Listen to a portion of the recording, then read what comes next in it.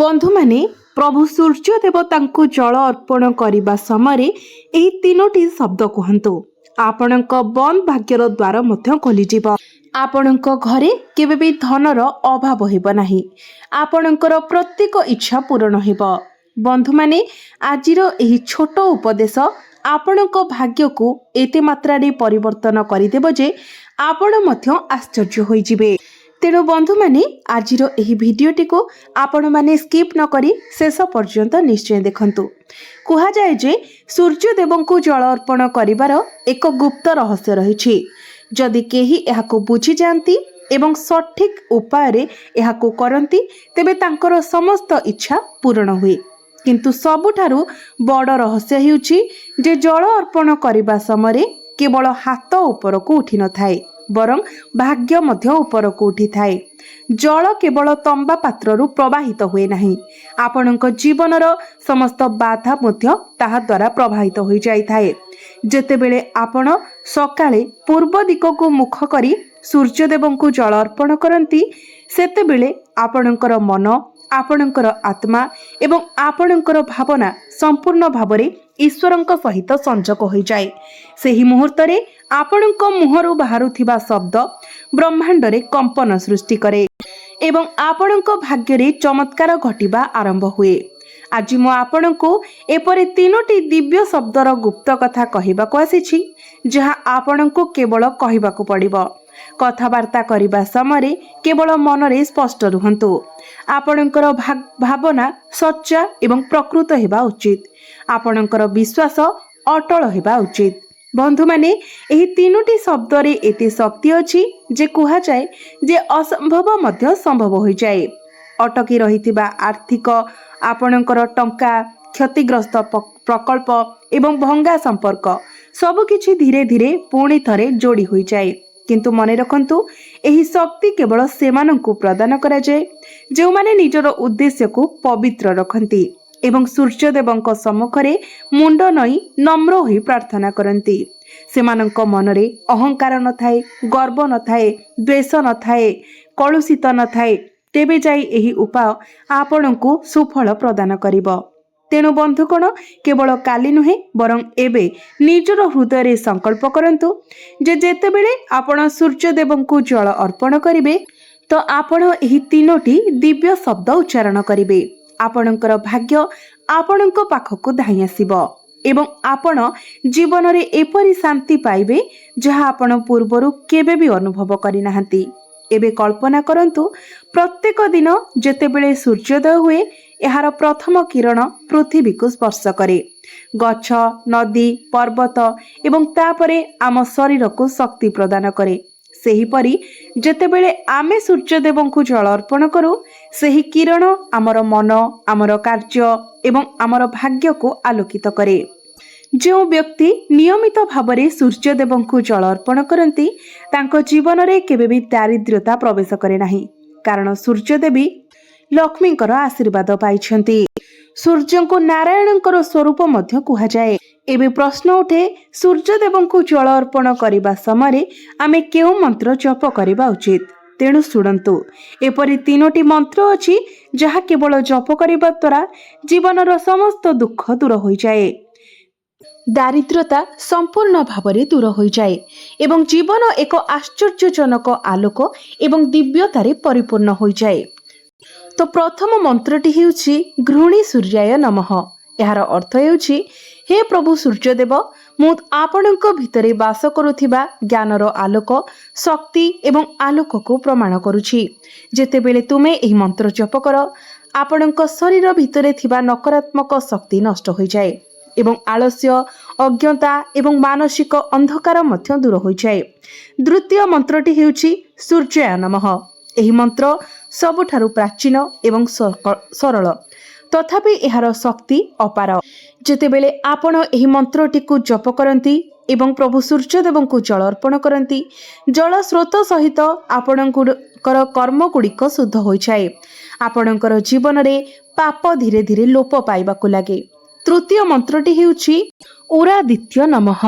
आदित्य अर्थात समस्तंकर पिता जे समस्तंकु जीवन दियंती ଯେତେବେଳେ ଆପଣ ଏହି ମନ୍ତ୍ର ଜପ କରନ୍ତି, ଏହା କେବଳ ସୂର୍ଯ୍ୟ ଦେବତାଙ୍କର ପୂଜା ନୁହେଁ, ବରଂ ବ୍ରହ୍ମାଣ୍ଡର ପ୍ରତ୍ୟେକ ଜୀବର ମଧ୍ୟ। ସୂର୍ଯ୍ୟଙ୍କୁ ଜଳ ଅର୍ପଣ କରିବା ଅର୍ଥ ଆପଣଙ୍କ ଭିତରେ ଥିବା କୃତଜ୍ଞତାକୁ ଜାଗ୍ରତ କରିବା। ସୂର୍ଯ୍ୟଦେବଙ୍କୁ ପ୍ରଣାମ କରୁଥିବା ବ୍ୟକ୍ତିଙ୍କ ଜୀବନରେ କେବେ ବି ଅନ୍ଧକାର ଆସେ ନାହିଁ। ବର୍ତ୍ତମାନ ପ୍ରକ୍ରିୟା ଆରମ୍ଭ ହେଉଛି। ସୂର୍ଯ୍ୟୋଦୟର ପ୍ରାୟ ଅଧଘଣ୍ଟା ପୂର୍ବରୁ ବ୍ରହ୍ମ ମୁହୂର୍ତ୍ତରେ ଆପଣ ସକାଳୁ ଉଠିଯାଆନ୍ତୁ। ପ୍ରଥମେ ନିଜର ନିତ୍ୟକର୍ମ ସାରି ସ୍ନାନ କରିନିଅନ୍ତୁ। ଏହା ଆପଣଙ୍କର ଶରୀର ଏବଂ ମନକୁ ପବିତ୍ର ଏବଂ ଶାନ୍ତ କରିବ। ଏହା କରନ୍ତୁ। ତାପରେ ଏକ ତମ୍ବା ପାତ୍ରରେ ପାଣି ଭରନ୍ତୁ। କିଛି ଲାଲ ଫୁଲ, କିଛି ଚାଉଳର ଦାନା ଏବଂ ଯଦି ସମ୍ଭବ ହୁଏ ଲାଲ ଚନ୍ଦନର ଏକ ବୁନ୍ଦା ମିଶାନ୍ତୁ। ତେବେ ଲାଲ ଫୁଲ ଭିତରେ ଆପଣ ଲାଲ ମନ୍ଦାର ନେଇପାରିବେ ଏବଂ ଚାଉଳ ଦାନା ଅର୍ଥାତ୍ ଅକ୍ଷତ ଯାହା ଭାଙ୍ଗି ନଥିବ, ଆପଣ ପୁରା ଅକ୍ଷତ ହିଁ ମିଶାଇବା ଉଚିତ। ଏବେ ଆପଣଙ୍କ ମନକୁ ଶାନ୍ତ କରନ୍ତୁ। ଯେତେବେଳେ ସୂର୍ଯ୍ୟଙ୍କର ପ୍ରଥମ କିରଣ ଆକାଶରେ ଦେଖାଯାଏ, ପୂର୍ବ ଦିଗକୁ ମୁଖ କରି ଦୁଇ ହାତରେ ଜଳ ଅର୍ପଣ କରନ୍ତୁ। ନିଶ୍ଚିତ କରନ୍ତୁ ଯେ ଜଳର ଧାରା ପତଳା ଏବଂ ନିରନ୍ତର ହେବ, ଯାହାଦ୍ୱାରା ସୂର୍ଯ୍ୟଙ୍କର କିରଣ ସେହି ପାଣି ଦେଇ ଛାଣି ଆପଣଙ୍କର ଆଖି ଏବଂ ମସ୍ତିଷ୍କରେ ପଡ଼ିବ। ସେହି ମୁହୂର୍ତ୍ତରେ ଆପଣଙ୍କ ମଧ୍ୟରେ ପ୍ରବେଶ କରୁଥିବା ଶକ୍ତି ଆପଣଙ୍କର ଜୀବନକୁ ଆଶୀର୍ବାଦରେ ଭରିଦେବ। ଯେଉଁ ଘରେ ପ୍ରତିଦିନ ଜଣେ ସଦସ୍ୟ ସୂର୍ଯ୍ୟଙ୍କୁ ଜଳ ଅର୍ପଣ କରନ୍ତି, ସେହି ଘରୁ ଦାରିଦ୍ର୍ୟତା ଦୂର ହୋଇଯାଏ। ମା ଲକ୍ଷ୍ମୀ ସ୍ଥାୟୀ ବାସ କରନ୍ତି। ବର୍ତ୍ତମାନ ଅନେକ ଲୋକ ପଚାରନ୍ତି, ଆମେ ସହରରେ ରହୁ, ଆମେ ସୂର୍ଯ୍ୟଙ୍କୁ ସ୍ପଷ୍ଟ ଭାବରେ ଦେଖିପାରୁନାହୁଁ, ଆମେ କ'ଣ କରିବା ଉଚିତ? ତେବେ ଶୁଣନ୍ତୁ, ଯେପର୍ଯ୍ୟନ୍ତ ଆପଣଙ୍କର ଭାବନା ପବିତ୍ର ଅଛି, ସେ ପର୍ଯ୍ୟନ୍ତ ଯେକୌଣସି ପୂଜା ଗ୍ରହଣୀୟ। ଆପଣ ବାଲକୋନିରେ ଠିଆ ହୋଇ ମଧ୍ୟ ସୂର୍ଯ୍ୟଙ୍କୁ ଜଳ ଅର୍ପଣ କରିପାରିବେ। ଯାହା ଆବଶ୍ୟକ ତାହା ହେଉଛି ଆପଣଙ୍କର ଭକ୍ତି। ଧନ ଏବଂ ସମୃଦ୍ଧି କେବଳ କଠିନ ପରିଶ୍ରମ ଦ୍ୱାରା ଆସେ ନାହିଁ, ଏହା କୃପା ମାଧ୍ୟମରେ ମଧ୍ୟ ଆସେ ଏବଂ କୃପା କେବଳ ସେଠାରେ ମିଳେ ଯେଉଁଠାରେ ଭକ୍ତି ଥାଏ। ସୂର୍ଯ୍ୟଦେବଙ୍କୁ ଜଳ ଅର୍ପଣ କରିବା କେବଳ ଏକ ବ୍ରତ ନୁହେଁ, ଏହା ବ୍ରହ୍ମାଣ୍ଡର ସର୍ବଶ୍ରେଷ୍ଠ ଶକ୍ତି ସହିତ ସଂଯୋଗ କରିବାର ଏକ ମାଧ୍ୟମ। ଏବେ ସେମାନଙ୍କୁ ଦେଖନ୍ତୁ ଯେଉଁମାନଙ୍କର ନିରନ୍ତର ଟଙ୍କାର ଅଭାବ ଲାଗି ରହୁଛି, ବ୍ୟବସାୟରେ କ୍ଷତି ସହୁଛନ୍ତି, ଘରେ ଅନେକ କଷ୍ଟ ପାଉଛନ୍ତି। ଯଦି ସେମାନେ ପ୍ରତ୍ୟେକ ଦିନ ସୂର୍ଯ୍ୟଙ୍କୁ ଜଳ ଅର୍ପଣ କରିବା ଆରମ୍ଭ କରନ୍ତି, ତେବେ ସେମାନଙ୍କର ଭାଗ୍ୟ ଧୀରେ ଧୀରେ ପରିବର୍ତ୍ତନ ହେବା ଆରମ୍ଭ କରେ। କାରଣ ଯେତେବେଳେ ସୂର୍ଯ୍ୟଙ୍କ କିରଣ ଆପଣଙ୍କ ଆତ୍ମାକୁ ସ୍ପର୍ଶ କରେ, ସେମାନେ ଆପଣଙ୍କର କର୍ମର ଅନ୍ଧକାରକୁ ଦୂର କରନ୍ତି। ଜଣେ ବ୍ୟକ୍ତି ପ୍ରତ୍ୟେକ ଦିନ କଠିନ ପରିଶ୍ରମ କରୁଥିଲେ, କିନ୍ତୁ ସେ ସବୁବେଳେ ଋଣଗ୍ରସ୍ତ ରହୁଥିଲେ। ତାପରେ ସେ ପ୍ରତ୍ୟେକ ଦିନ ସୂର୍ଯ୍ୟଙ୍କୁ ଜଳ ଅର୍ପଣ କଲେ ଏବଂ 21 ଦିନ ଧରି ଏହି 3ଟି ମନ୍ତ୍ର ଜପ କଲେ।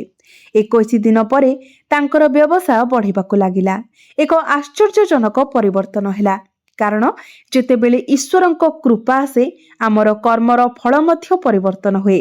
ତେଣୁ ମୋର ପ୍ରିୟ ଭାଇ ଓ ଭଉଣୀମାନେ, ଯଦି ଆପଣ ନିଜ ଜୀବନରେ କେବେ ଅଭାବର ସମ୍ମୁଖୀନ ହେବାକୁ ଚାହାନ୍ତି ନାହିଁ, ତେବେ ଆଜିଠାରୁ ପ୍ରତ୍ୟେକ ଦିନ ସୂର୍ଯ୍ୟଙ୍କୁ ଜଳ ଅର୍ପଣ କରିବାର ସଂକଳ୍ପ ନିଅନ୍ତୁ।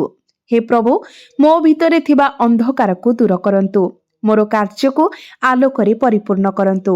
ଏହି ଭାବନା ସହିତ ମନ୍ତ୍ର ଜପ କରନ୍ତୁ। ଆପଣ ଗୋଟିଏ ମାସ ମଧ୍ୟରେ ଆପଣଙ୍କ ଜୀବନରେ ଏକ ପରିବର୍ତ୍ତନ ଦେଖିବେ। କାରଣ ସୂର୍ଯ୍ୟ କେବଳ ଆକାଶରେ ନାହାନ୍ତି, ସୂର୍ଯ୍ୟ ଆପଣଙ୍କ ମଧ୍ୟରେ ମଧ୍ୟ ଅଛନ୍ତି। ସୂର୍ଯ୍ୟଙ୍କୁ ଜଳ ଅର୍ପଣ କରିବା ଅର୍ଥ ଆପଣଙ୍କ ଭିତରେ ଥିବା ଶକ୍ତିକୁ ଜାଗ୍ରତ କରିବା। ଯେତେବେଳେ ଏହି ଶକ୍ତି ଜାଗ୍ରତ ହୁଏ, ଆଳସ୍ୟ ଦୂର ହୋଇଯାଏ, ଜୀବନ ଗତି ପାଏ ଏବଂ ଲକ୍ଷ୍ମୀ ସ୍ୱୟଂଚାଳିତ ଭାବରେ ଆପଣଙ୍କ ଗୃହକୁ ପ୍ରବେଶ କରନ୍ତି। ଏହା ଆମକୁ ଏବଂ ଆମର ଶରୀରକୁ ଶକ୍ତି ପ୍ରଦାନ କରେ। ସେହିପରି ଯେତେବେଳେ ଆମେ ସୂର୍ଯ୍ୟଦେବଙ୍କୁ ଜଳ ଅର୍ପଣ କରୁ, ସେହି କିରଣ ଆମର ମନ, ଆମର କାର୍ଯ୍ୟ ଏବଂ ଆମର ଭାଗ୍ୟକୁ ଆଲୋକିତ କରେ। ଯେଉଁ ବ୍ୟକ୍ତି ନିୟମିତ ଭାବରେ ସୂର୍ଯ୍ୟଦେବଙ୍କୁ ଜଳ ଅର୍ପଣ କରେ, ସେହି ବ୍ୟକ୍ତିର ଜୀବନରେ କେବେ ବି ଦାରିଦ୍ର୍ୟତା ଆସେ ନାହିଁ। କାରଣ ସୂର୍ଯ୍ୟ ହେଉଛନ୍ତି ସକଳ ଶକ୍ତିର ଆଧାର।